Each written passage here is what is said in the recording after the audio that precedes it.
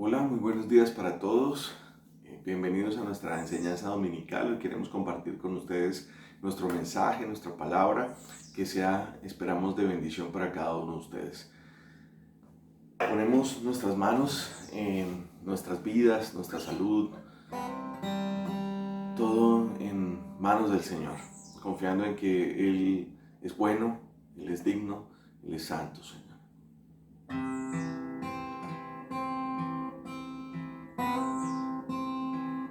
Bendito eres tú, Señor. Te pedimos que nos guardes en esta mañana de domingo, Señor, que guardes nuestras vidas, que nos enseñes a amarte, a bendecirte, a darte toda la gloria hoy y siempre. Te amamos, Señor, entregamos nuestras vidas y consagramos nuestras vidas hoy a ti, Señor, pidiéndote que derrames de tu gracia y voluntad sobre nosotros, Señor, permitiéndonos, Señor, volvernos a ti siempre en arrepentimiento, confiando, Señor, en nuestra salvación, esa que tú nos has dado por medio de la fe, Señor, y no por ningún mérito propio. Bendecimos tu nombre, exaltamos tu nombre sobre las naciones, Señor, y te pedimos que tu gracia nos acompañe día a día en medio de nuestra necesidad, que podamos sentirnos plenos y completos en ti, Señor, agradable, que nuestra oración en nuestra vida sea agradable delante de ti, Señor.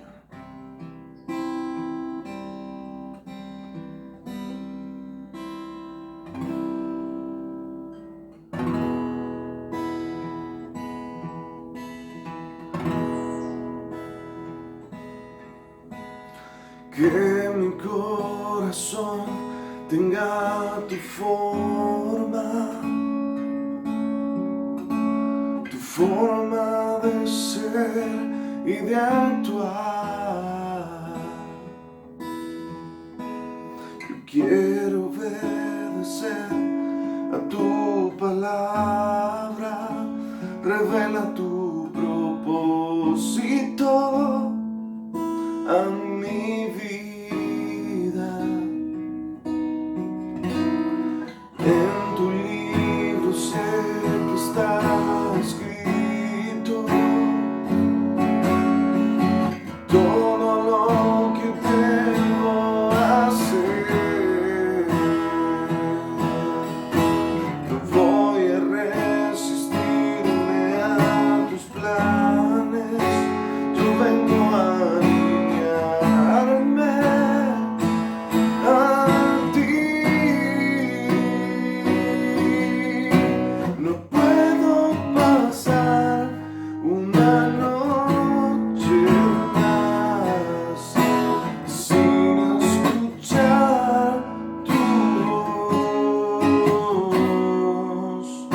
no puedo dejar que mi vida se vaya sin hacer tu voluntad.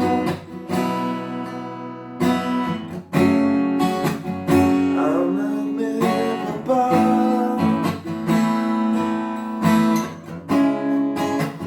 Háblame, papá.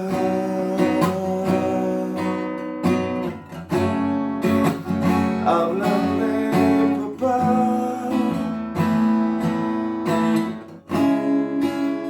Háblame, papá.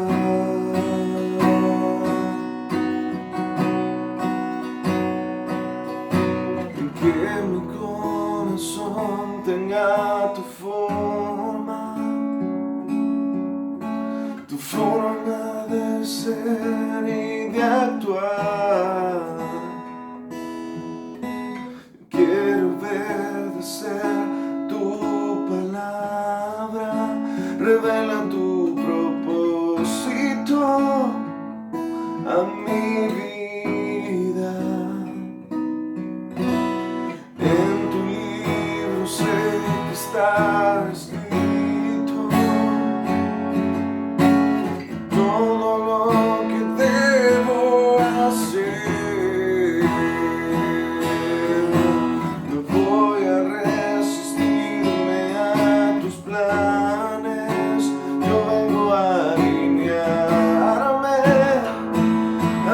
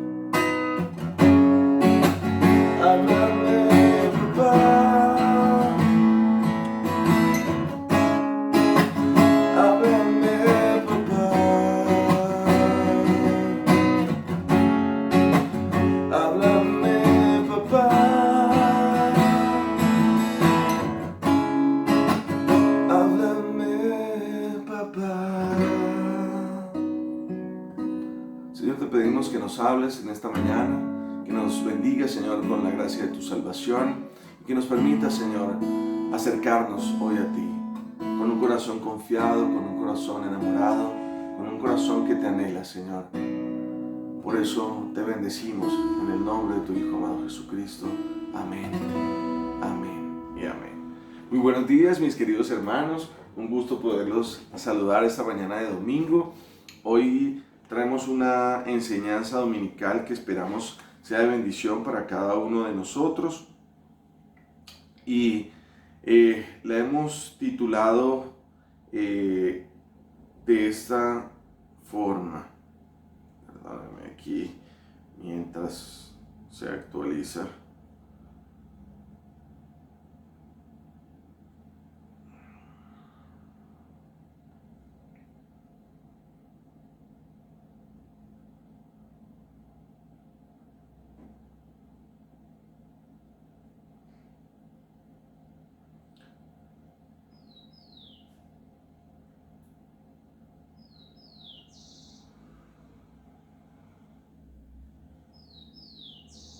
Bueno, hemos titulado No estén divididos. Y lo hemos titulado de esta forma porque creemos que la iglesia necesita unidad, necesita confianza. Yo creo en un ecumenismo dentro de la iglesia cristiana, dentro de todas las denominaciones cristianas, ¿sí? Obviamente no estamos hablando del ecumenismo que algunos procuran, pero porque hay cosas irreconciliables entre algunas denominaciones, pero sí un ecumenismo sano, de respeto, de amor y compasión por el otro. Y lo hemos titulado No estén divididos. Nuestra historia dice así: Ángela es una creyente devota, lleva 10 años fielmente asistiendo y sirviendo a su congregación, pero últimamente se encuentra en desacuerdo con muchas cosas que están haciendo en su congregación. Como creyente siente la obligación de poner al tanto a sus líderes sobre estos eventos, pero no es tomada en cuenta y sus cuestionamientos son llevados como rebeldía dentro de la congregación. Luego de varios intentos por tratar de subsanar las cosas, ha decidido agrupar a un buen número de creyentes que piensan como ella dentro de la congregación y ahora piensan abandonar la iglesia. La historia de Ángela, ustedes lo sabrán, tratamos de identificarla como la de muchas personas que terminan dividiendo la iglesia donde asisten, porque no se les toma en cuenta, porque no se les da una respuesta contundente a sus cuestionamientos, porque no se les explica, porque no son tomados en cuenta como personas que pueden dudar, como personas que pueden tener inquietudes, como personas que necesitan respuestas.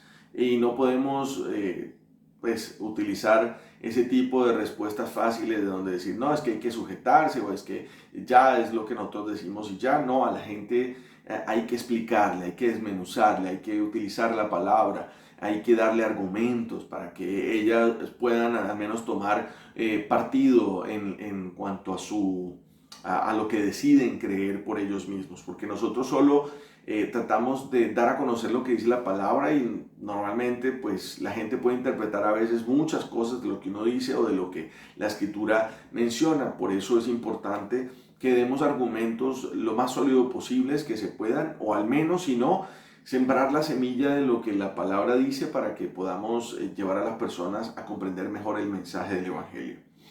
Las divisiones en las congregaciones son el pan, no digo de todos los días, pero es muy frecuente que dentro de las congregaciones cristianas se den divisiones.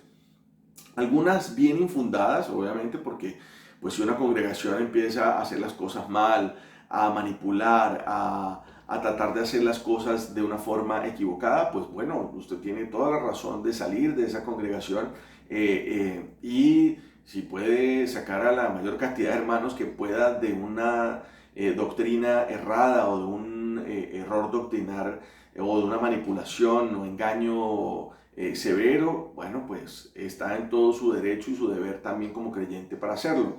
Pero algunas no son tan bien infundadas y terminan a veces es más por emociones, por entrar en desacuerdos o porque se le dijo algo, porque se le juzgó, o sea, se le exhortó a algo y la persona que a veces está en pecado termina por no aceptarlo y termina saliéndose de ese lugar precisamente porque no se le explica o no se le hace entender con amor también y respeto, o a veces simplemente por orgullo, vanidad, porque cree tener la razón que los demás y termina dividiendo su congregación.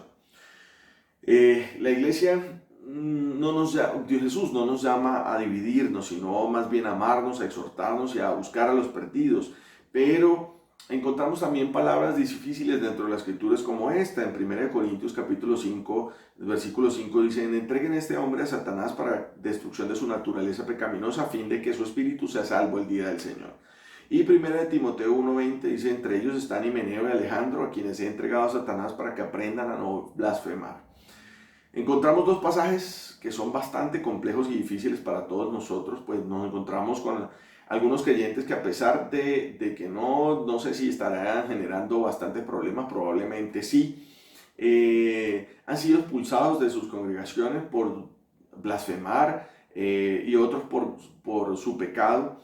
Y aunque seguramente dentro de la iglesia se les exhortó a que se volvieran a la verdad, a que dejaran su pecado, terminaron siguiendo las tinieblas y obviamente fueron expulsados de la congregación, y Pablo termina entregándolos a Satanás. Seguramente pues nosotros no actuaríamos con ese nivel de autoridad de Pablo de entregar la gente a Satanás, pero a veces aguantaríamos cierto tipo de cosas con tal de que la gente no se vaya, porque esta es líder, este está aportando, este está dando, este está haciendo. Entonces empiezan a jugar un poco de cosas que no tienen que ver con la iglesia verdadera. Pero si actuamos de esta forma, como Pablo lo hizo, ¿estamos dividiendo la iglesia? No, claramente no. Hay hermanos que tienen que salir porque son levadura que puede leudar la masa, esa masa de santidad, esa masa de sana enseñanza, y hay quienes en pos de sus propios pecados pervierten a veces las escrituras para que digan lo que quieren decir. Eso lo puede encontrar usted en todo lado, desde los liberales, los conservadores, doctrinas reformadas, bueno, tantas doctrinas a veces también dentro de otras congregaciones que pues son cambiadas para que digan lo que ellos quieren decir. Y esto pues obviamente es un craso error, porque no podemos caer en este tipo de situaciones.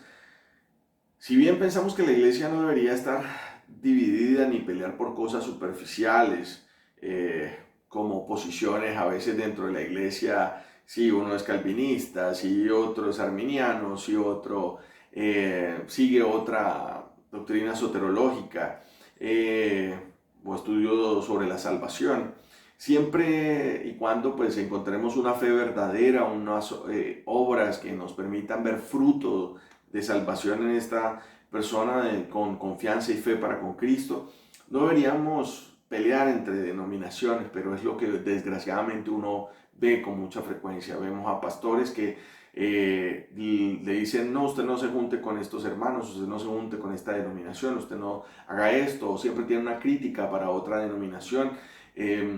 No deberíamos estar en ese tipo de situaciones, pero sucede, pasa con mucha frecuencia. Se ven peleas entre reformados, episcopales, luteranos, pentecostales, carismáticos, y juzgando a veces cosas superficiales. Claro, hay errores que tienen que ser denunciados, y hay errores que tienen que ser dados a conocer, ¿sí?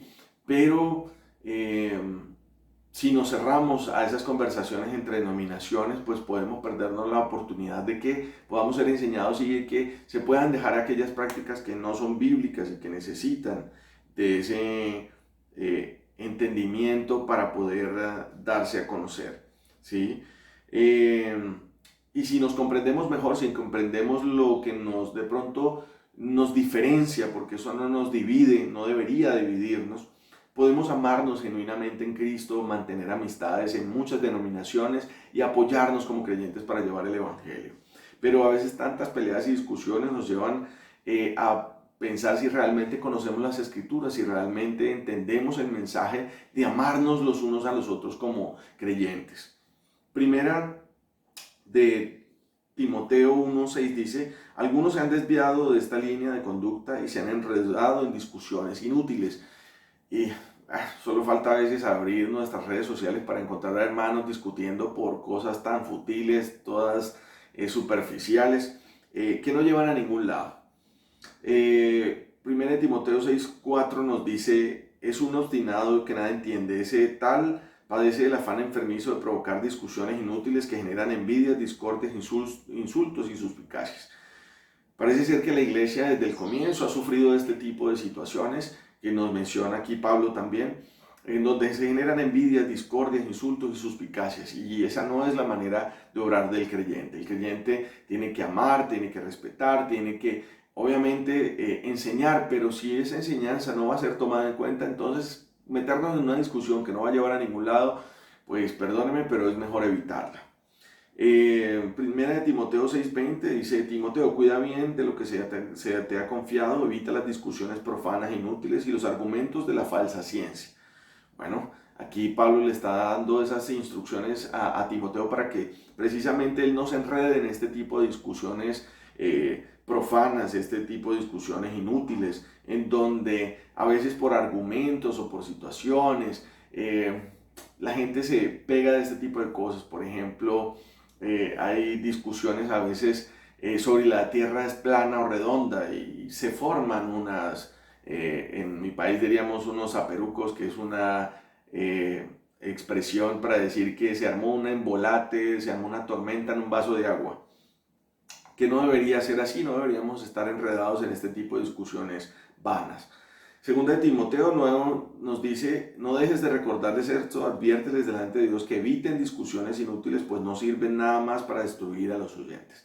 También lo vemos cuando se critica, por ejemplo, a muchos pastores sin conocerlos. Yo veo a muchos predicadores de redes sociales y de este tipo de cosas criticando y juzgando a otros hermanos en la fe que ni siquiera conocen, que ni siquiera han compartido, que no conocen sus frutos. Los critican porque enseñaron algo de pronto que estuvo errado, cuando pues yo creo que todos alguna vez hemos enseñado algo que no estuvo correcto. Todos hemos participado a veces en congregaciones en donde se han hecho cosas que de pronto no son las más bíblicas, no son las más correctas, no tienen un sustento en la palabra, y precisamente por ese error que nosotros también ya hemos caído, precisamente creería yo que debemos tratar con paciencia a estos hermanos y mostrarles con amor que están en un error, y si se puede exhortarlos, pero si tenemos la oportunidad de hacerlo de frente, no a través de una red social en donde a veces se hace con doble sentido, con una crítica sobrepasada y que no, precisamente no va a llegar ni siquiera a este hermano, solo es para que nosotros critiquemos delante de nuestro grupo a las personas que están equivocadas, sin conocerlos realmente. Así que es triste, pero pasa muchísimo.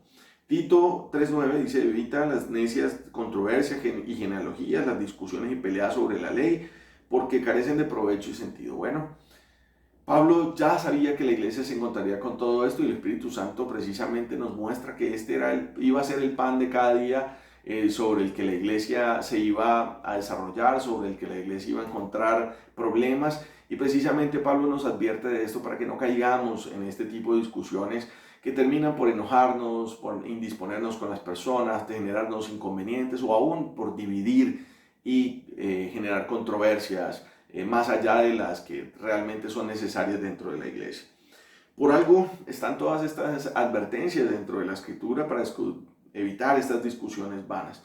Hay otras que tienen mucho sentido y por las que debemos seguir dando la pelea, como la divinidad de Jesús, la santidad, la sana enseñanza, la Trinidad o Trinidad, y los ejes fundamentales de nuestra fe. Pero discutir por eventos que proceden de la conciencia solo genera discusiones vanas e inútiles que no dan fruto. A veces, por ejemplo, ponernos a discutir con los jóvenes que si tienen o no tatuajes, si esto les va a generar que pierdan su salvación o que tienen otro tipo de cosas. Hay que explicarlo, hay que darlo a entender, hay que generar contenido. Hay muy buen contenido de iglesias que generan buena enseñanza, que te pueden dar a entender este tipo de cosas. Pero si nosotros nos enredamos en discusiones a veces con los jóvenes solo por este tipo de cosas, yo he visto aún padres de familia que discuten con sus hijos sobre este tipo de cosas sin buenos argumentos, sin amor, sin respeto, solo diciéndoles: no, es que no son buenos porque sí, porque yo lo digo y porque son tontos los que lo hacen. Pues en realidad esto no genera una buena y sana enseñanza, sino que más bien genera más rebeldía, más problemas, más inconvenientes, y la gente terminará haciéndolo precisamente porque no se les explicó con amor, con ejemplo, con buena enseñanza, por qué no hacerlo, o al menos generarle en su conciencia una inquietud sobre por qué. Yo siempre que tengo la oportunidad de hablar con jóvenes sobre este tipo de temas, les digo, ¿por qué lo estás haciendo? ¿Por qué quieres tatuarte? ¿Por qué quieres ponerte un piercing? ¿Por qué quieres hacer este tipo de cosas? ¿Lo haces por gusto? ¿Lo haces porque ves a los demás? ¿Porque lo has visto y te parece chévere? ¿Realmente crees que esto agrada a Dios? ¿Crees que esta es la forma correcta en que uno debe comportarse como creyente? ¿O estás yendo a favor de las cosas del mundo y de lo que el mundo te ofrece? Entonces, normalmente los jóvenes empiezan a reflexionar por ellos mismos y a cuestionarse realmente sus gustos y por qué lo hacen. Esto me ha llevado a encontrar que los jóvenes terminan también siendo guiados por el Espíritu Santo y dejando muchas cosas que el mundo les ofrece simplemente porque se dan cuenta que lo están haciendo para agradar a los demás y no por ellos mismos, no por una motivación personal o un gusto personal realmente, o porque se sientan realmente bien haciéndolo. Pero la iglesia sigue dividiéndose, no solo en cuestiones superficiales como denominaciones, como dar la ofrenda, como ofrendar, el liderazgo y el orden a veces que se llevan dentro de la iglesia, y muchas otras cosas más, olvidando el eje central del evangelio, que es Jesucristo. Cuando nos dejamos llevar por este tipo de situaciones superficiales, perdemos la esencia del mensaje del evangelio, que es Jesús.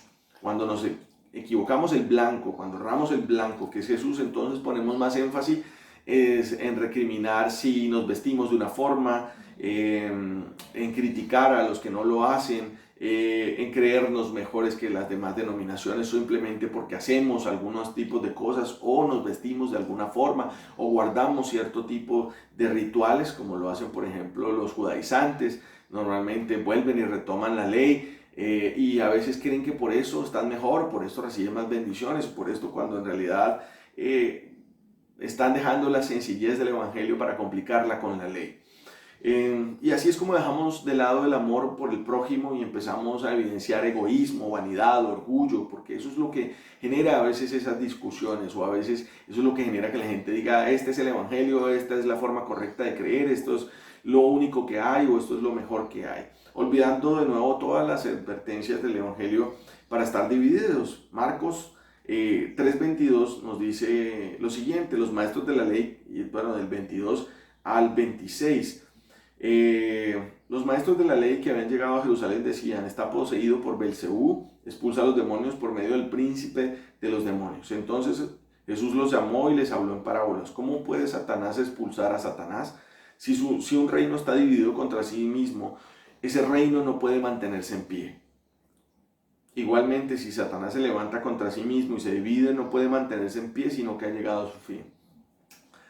Y es triste, pero vemos a la iglesia dividida contra sí misma, unos criticando a los otros porque no hacen ciertas cosas, otros porque no piensan igual que ellos, algunos criticando solo porque hablan en lenguas, otros porque dicen que hablar en lenguas es la mejor forma, o es la única forma de realmente recibir el bautismo del Espíritu Santo. Bueno, tantas cosas que se pueden explicar claramente con la Escritura, y que a veces pues hay personas a las que no se les va a cambiar su forma de pensar cuando ya se han cerrado a este tipo de cosas. Entonces evitar una discusión con esta persona va a ser sano para nosotros, y es sano de pronto también para que puedan ver que también hay otras personas que creen que tienen frutos del Espíritu Santo sin necesidad de tener el don de lenguas, y pasa dentro de la iglesia.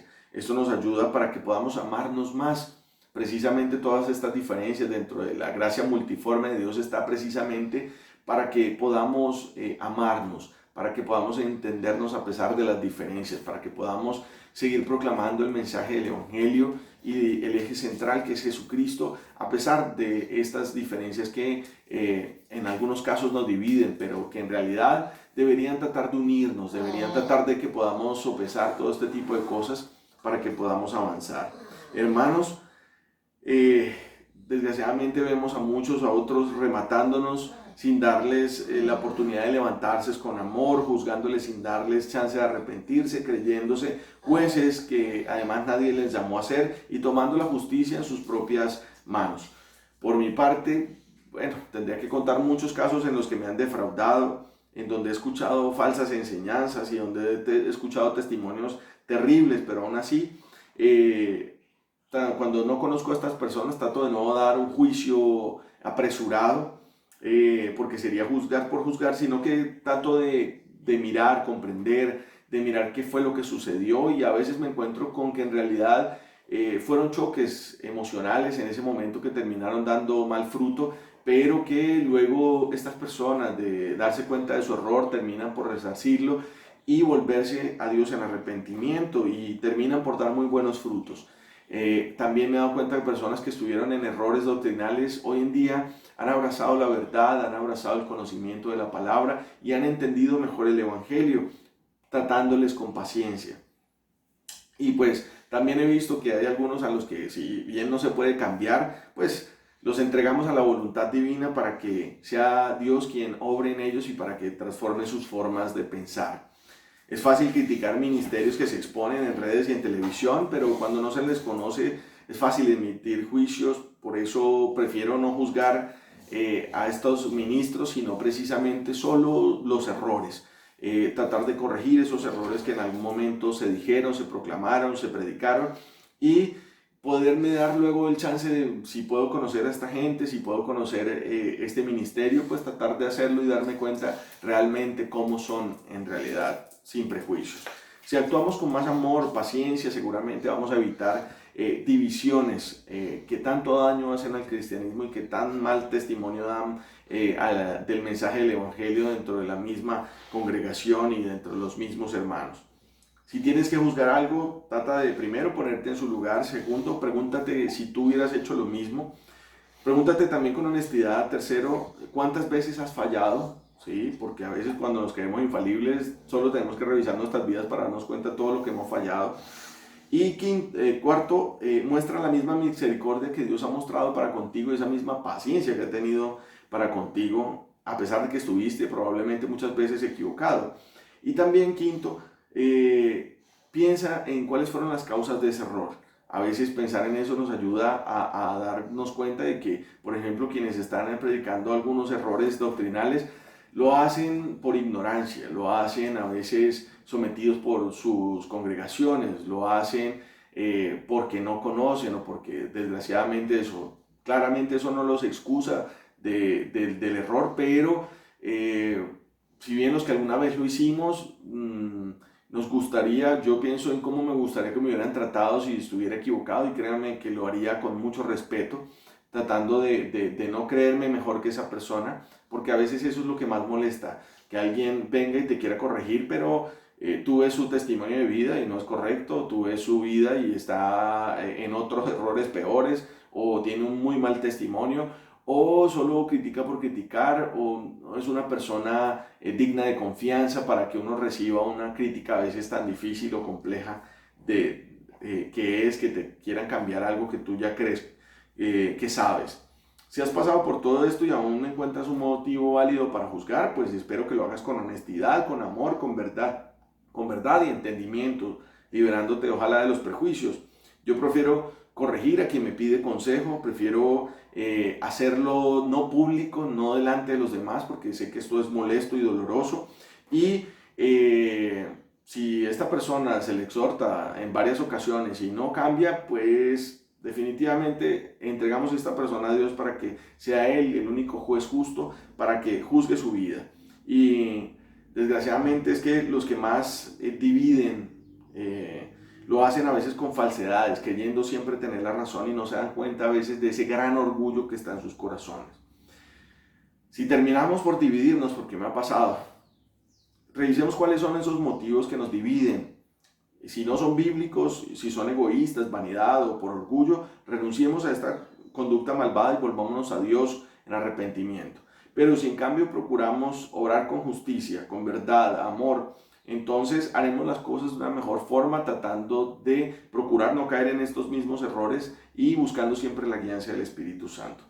Yo prefiero exhortar con amor, aun aquellos que no me piden su consejo y a veces a destiempo también, pero pienso que pueden comprender si se hace con amor y respeto siempre. Eso me ha permitido mantener la amistad con muchas personas y hermanos de diferentes congregaciones y denominaciones cristianas, con quienes sostenemos a veces debates que edifican nuestras vidas. Jamás he procurado tratar de ponerme del lado del que cree tener la razón, sino siempre con humildad, esperando a ver si puedo aprender algo de esta persona o de lo que el Evangelio tiene que enseñar. No creo sabérmelo todo, creo que nadie se lo sabe todo. Nos faltan muchas cosas por aprender y necesitamos esa humildad para que podamos